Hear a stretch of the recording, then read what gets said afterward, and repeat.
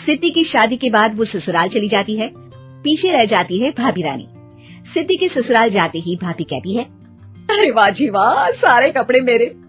हाय रे पैंट, अरे वाह वाह, मजा आ जाएगा। अरे ये सिद्धि की अलमारी के सामने खड़े होकर क्या बड़बड़ा रही है?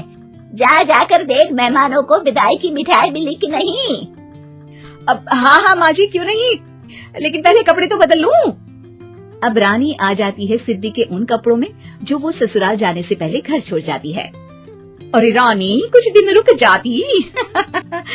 अरे ये तो सिद्धि बिटिया को मैंने ही दिया था, बड़ा ही फबता था उस पर, तुझ पर तो कुछ खास नहीं लग रहा। अब वो ना मेरे सारे कपड़े गीले थे तो सोचा पहन लूं।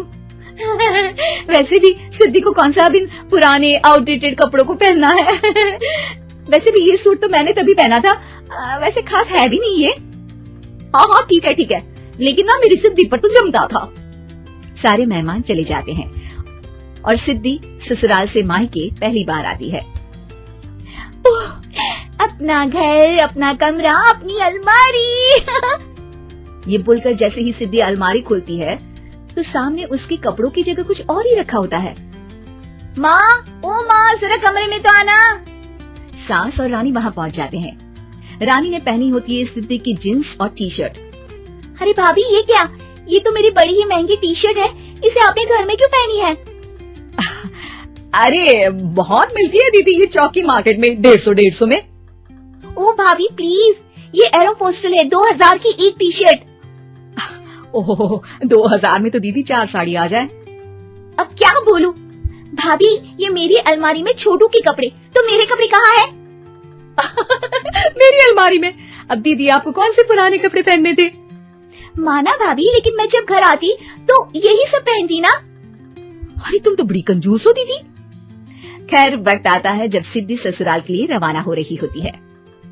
अरे रानी, अंदर से सिद्धि का गिफ्ट ले आ, लड़की पहली बार ससुराल से मायके आई है।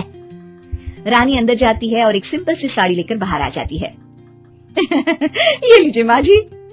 सास बेटी को गिफ्ट देकर ससुराल भेजती है। अगले दिन रानी एक सुंदर सी साड़ी पहनकर सामने आती है। अरे रानी, ये तो वो साड़ी है जो मैंने सिद्धि को देने के लिए दी थी जब वो ससुराल ले जाती, लेकिन ये तूने कैसे पहन ली? अरे माँ जी, ये साड़ी तो मुझे बहुत पहले से ही पसंद थी, लेकिन चिंता न करिए, मैंने सिद्धि के लिए भी अच्छी सी साड़ी दी है। हाँ। तभी सिद्धि का फोन आता है। क्या माँ, कुछ अच्छा तो दिया होता ससुराल ले जाने के लिए। अरे पहले दिखा दिया होता। यूँ चमकते हुए पैकेट में नौकरानी वाली साड़ी मत दिया करो माँ।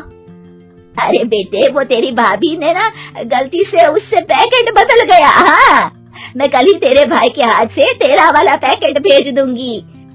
अरे रहने दो माँ, आई एम श्योर भाभी ने अभी वही साड़ी पहनी होगी जो तुमने मेरे लिए रखी थी। तुम तो समझ नहीं पाई उनको। खैर छोड़ो, मैं ज्यादा बोलती अच्छी नहीं लगती, रहने दो, आपको उन्हीं के साथ रहना है, फिर बात करेंगे।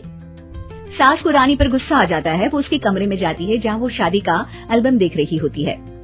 रानी, मार्केट जाकर एक ऐसी ही साड़ी लेकर आ, कल प्रतीक जाकर सिद्धि के घर दे आएगा। अरे क्यों माँ जी, कितनी साड़ी देनी है दीदी को, यहाँ कोई सेल लगी है क्या? अरे चुप कर, मेरे बेटी के हिस्से की साड़ी खुद पहन ली, अब ज्यादा ज्ञान बांट रही है। एक दिन सिद्धि का फोन आता है। माँ, मेरी सास ने आप सबको खाने पर बुलाया है। सारे लोग सिद्धि के ससुराल पहुँचते हैं। खाना खाकर वो लोग निकल रहे होते हैं कि सिद्धि की सास सभी को गिफ्ट देती है। अरे बहन जी, बेटी के घर का खाना खा लिया, यही बहुत है जो आप ऊपर से गिफ्ट भी दे रही है। अरे बहन जी, आप भी कहाँ इन बातों पर विश्वास कर रही है। सास सभी को गिफ्ट देती है, लेकिन रानी को जो साड़ी देती है वो अजीब सी हरे रंग की, लाल रंग की बड़ी छाप वाली होती है। अरे छी, ये कौन पहनेगा? सासू माँ को तो जरी वाली इतनी सुंदर, और मेरे लिए ये नौकरानी वाली। अरे भाभी, दरअसल मैं जब भी घर आती थी आप वापसी में ऐसी ही साड़ी देती थी ना, तो माँ ने सोचा कि आपको आपकी पसंद की ही साड़ी क्यों ना दी जाए। बेचारी रानी, बोलती भी तो क्या। सिद्धि और सास रानी का चेहरा देखकर हंसने लगती है, तो रानी समझ जाती है कि अपने ही बिछाए जाल में वो फंस चुकी है।